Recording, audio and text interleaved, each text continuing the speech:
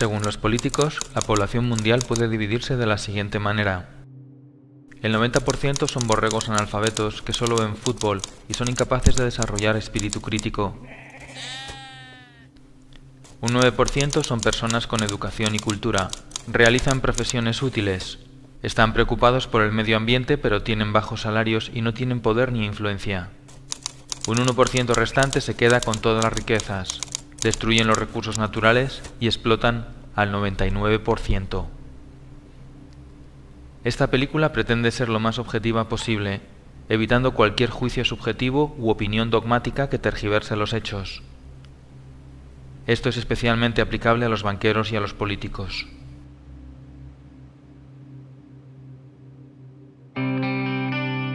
Según el Bank for International Settlements, los bancos alemanes y franceses tienen expuestos en la economía española y la italiana unos 730.000 millones de euros. Según Santa Claus, el mayor problema de la economía española es el déficit público.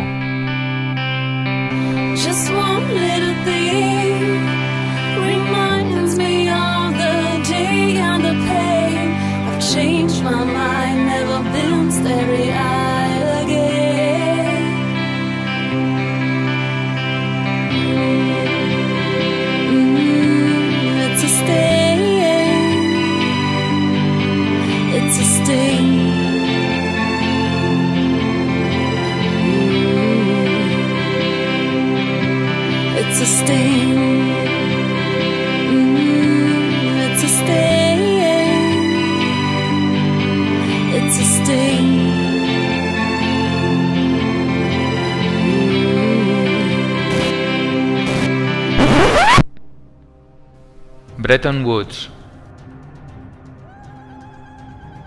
El 1 de julio de 1944, Estados Unidos convoca a 44 naciones que se reúnen en Bretton Woods.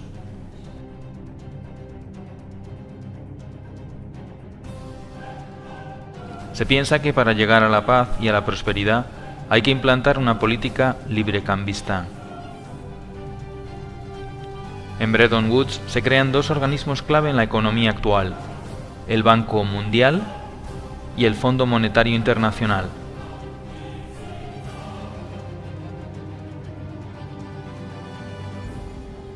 El Fondo Monetario Internacional tenía como misión conceder préstamos a países con problemas en la balanza de pagos. El Banco Mundial ofrecería préstamos para economías que hayan estado en guerra y que necesiten ayuda. Se estableció el valor de las monedas con respecto al dólar y no al oro. Tanto Roosevelt como Truman apoyaron sin fisuras el acuerdo buscando la paz y la prosperidad gravemente dañadas después de las dos guerras mundiales y la Gran Depresión. Rusia se opuso al tratado, al igual que la Asociación Norteamericana de Banqueros, los economistas Taylor Petty y John Francis Neyland y el banquero Latimer Gray. Todos ellos vaticinaron que si el Fondo Monetario Internacional se establecía en países con problemas económicos, este terminaría teniendo un poder absoluto sobre las soberanías nacionales.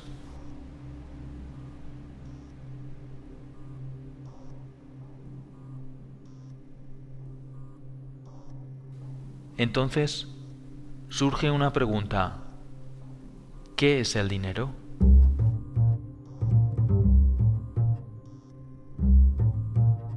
La mayoría de la población no sabe lo que es el dinero ni cómo funciona. De esa forma pueden ser engañados, manipulados y controlados fácilmente por los bancos y por los gobiernos. Antiguamente, el dinero era algo físico. Se utilizaba como forma de intercambio.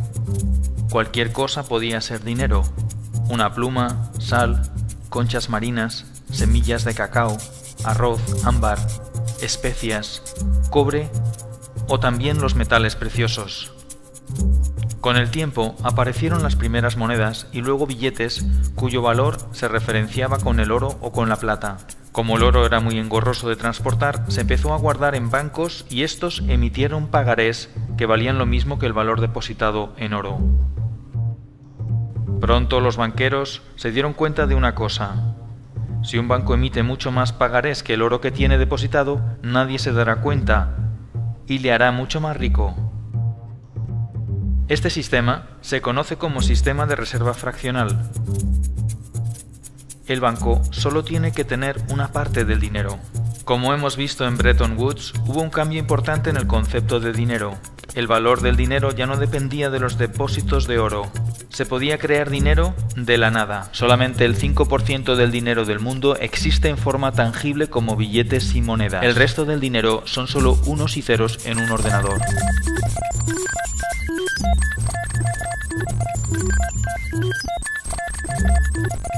La actual política monetaria se basa en el sistema de reserva fraccionaria. Este sistema consiste en que un banco tiene derecho a prestar el dinero de sus clientes al mismo tiempo que tiene la obligación de devolvérselo cuando lo reclamen.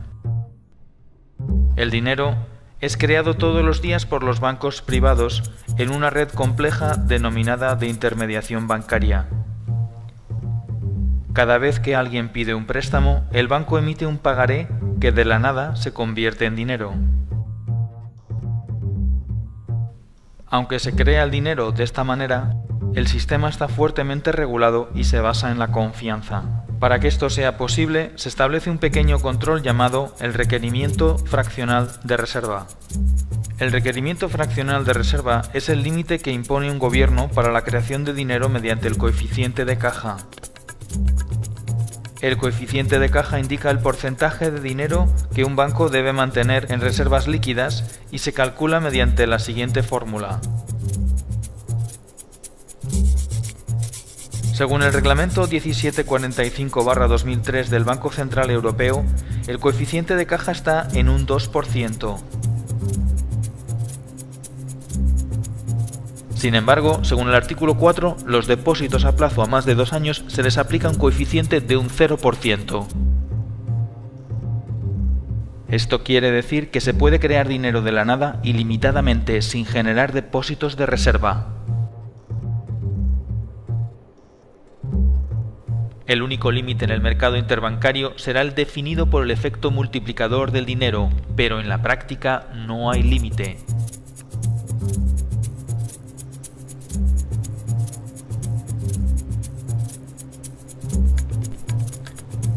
El efecto multiplicador define que por cada 1000 euros se pueden crear de la nada 50.000 euros más. Es decir, por cada dólar o euro depositado se podían crear otros 50 más de la nada.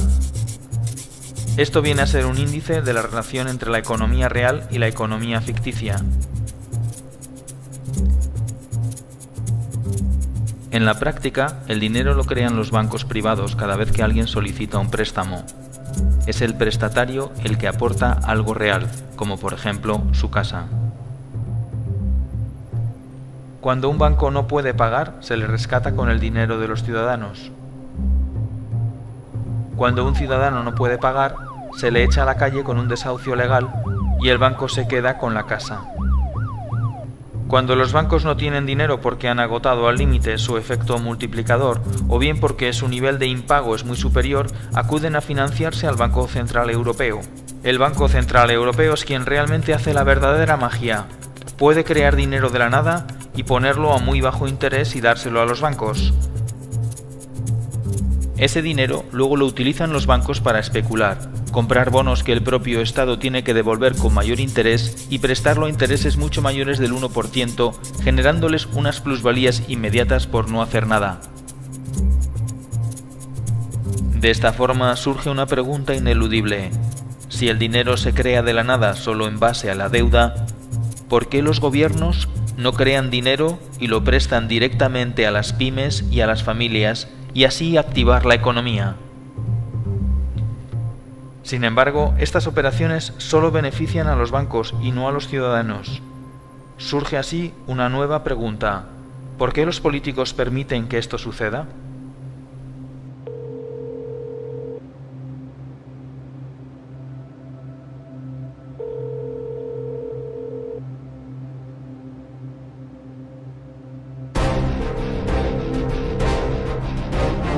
Teoría de las puertas giratorias.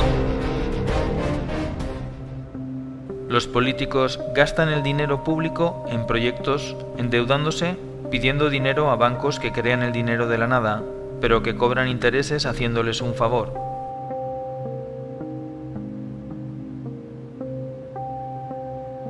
Este dinero generado de los impuestos de los ciudadanos y aumentado por nuevos préstamos va a parar a empresas amigas que diseñan presupuestos sobrevalorados mediante ingeniería financiera de forma legal. Una obra que cuesta 120 millones ahora cuesta 160 millones por arte de magia. Los proyectos suelen ser obras públicas de gran calado y se vende la idea de que este tipo de proyectos mejoran la economía del país y son buenos para la gente. Cuando esta operación se hace bien no pasa nada, pero cuando se hace mal se descubren tramas de corrupción y pueden ser juzgados por la ley. Para que el sistema funcione y queden impunes, hay que manipular las leyes o bien comprar también a los jueces. Una vez que el político se queda con la diferencia, el dinero se guarda en paraísos fiscales lejos de cualquier control.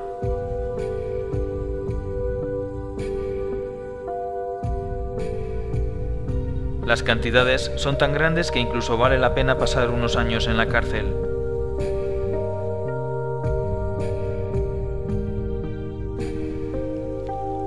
Para devolver el favor que los bancos hacen a los políticos, estos legislan haciendo que la banca siempre gane y organizando más tarde sustanciosos rescates con el beneplácito de las instituciones internacionales que están metidas en el ajo.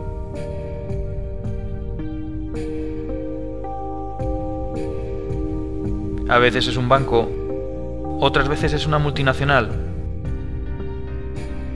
otras una gran constructora. Con estas operaciones se genera un déficit público insostenible, que no es otra cosa que una deuda contraída de la nada a través de un banco. Todo se hace muy complicado para que nadie lo pueda entender. Obviamente, no hay dinero para pagar porque se han contraído deudas inabarcables. Se vende la idea de que hemos vivido por encima de nuestras posibilidades. Como solución, se acude entonces a un rescate. El Fondo Monetario Internacional rescata al país priorizando el pago de la deuda e incluso cambiando la Constitución.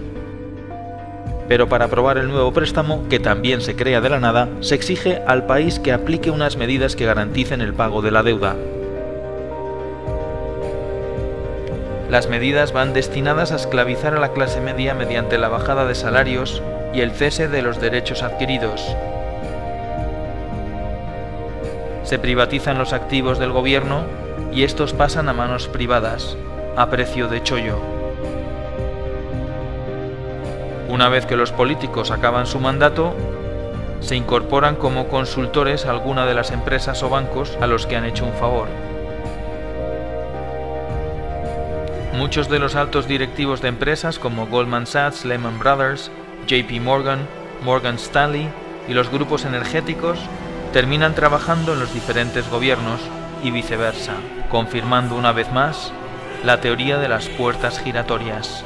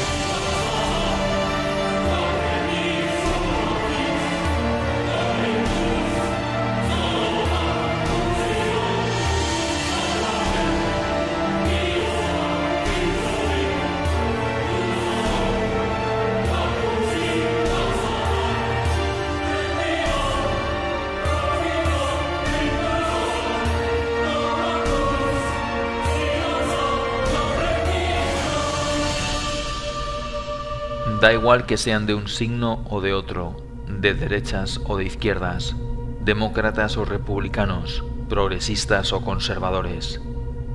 La realidad económica nos señala que los políticos, en lugar de prestar sus servicios a la ciudadanía al 99%, la prestan al 1%.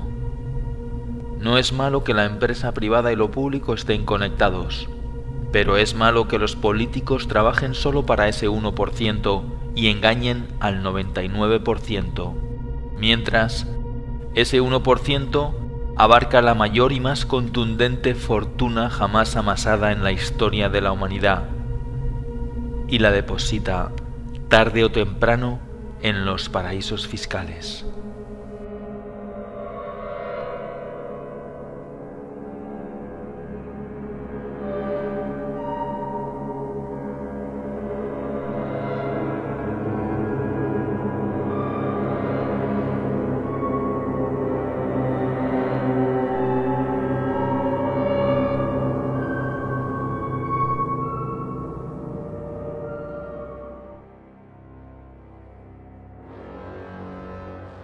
La gran mayoría de las empresas que cotizan en el IBEX 35 tienen presencia en los paraísos fiscales.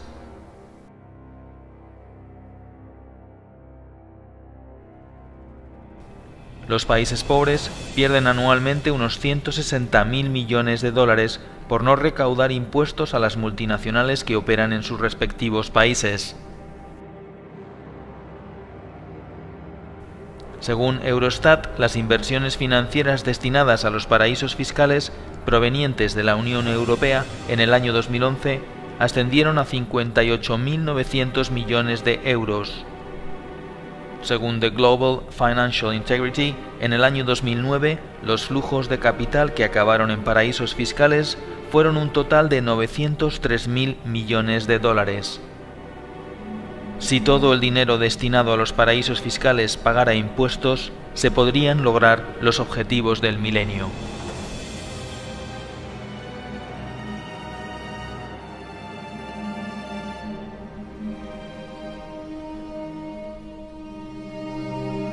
Como hemos visto, el principal problema de la economía no es el déficit público, ni siquiera la deuda. Todos esos males no son problemas, son consecuencias. El sistema financiero y las corporaciones multinacionales, al no encontrar un límite a su actividad, han corrompido el sistema político sometiéndolo a sus intereses, dando la espalda a las personas, creando un mundo cada vez más absurdo y esclavizante. Los políticos trabajan para los lobbies financieros, dejando al ciudadano cada vez más indefenso y pobre.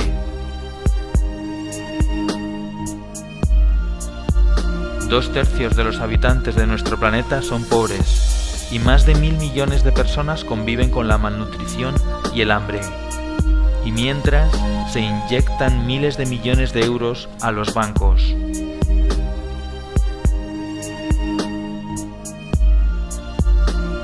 ¿Cómo es posible?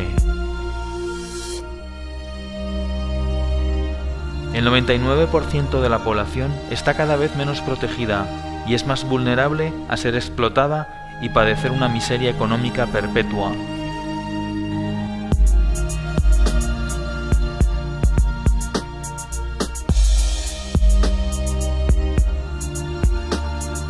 No es una crisis, es la mayor estafa de la historia. Todo por culpa de unos pocos que manipulan la economía y las leyes a su antojo. Entonces, surge una nueva pregunta, tal vez la última. ¿Qué podemos hacer?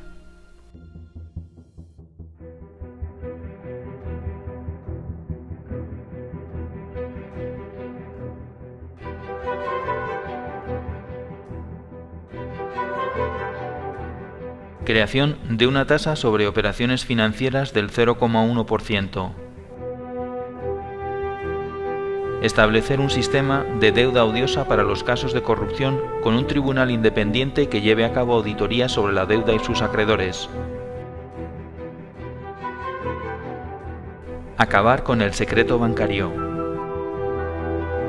Limitar la actividad de los paraísos fiscales mediante impuestos al capital circulante del 30%.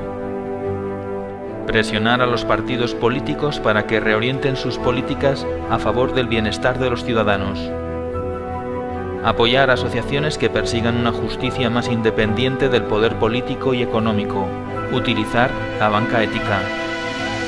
Presionar y participar en las organizaciones sindicales para contrarrestar el poder de las multinacionales y de las reformas laborales. Participar y apoyar organizaciones que fomenten la solidaridad y el comercio justo. Pon en marcha una iniciativa legislativa popular. Entérate de cuáles son las condiciones concretas en tu país. Participar y apoyar organizaciones que protejan el medio ambiente y propongan un modelo de crecimiento sostenible. No votes a los partidos mayoritarios. Lee libros e infórmate sobre la realidad. No te creas lo que te dicen los medios de comunicación, la mayoría están comprados. Piensa que la pasividad y el escepticismo son cómplices de la corrupción. Afíliate a un partido con el que estés en desacuerdo y trata de cambiarlo desde dentro. No utilices la violencia, utiliza la cabeza. Somos el 99%. Tenemos mecanismos para contrarrestar el poder. Somos más fuertes. Somos más. Es hora de entrar en acción.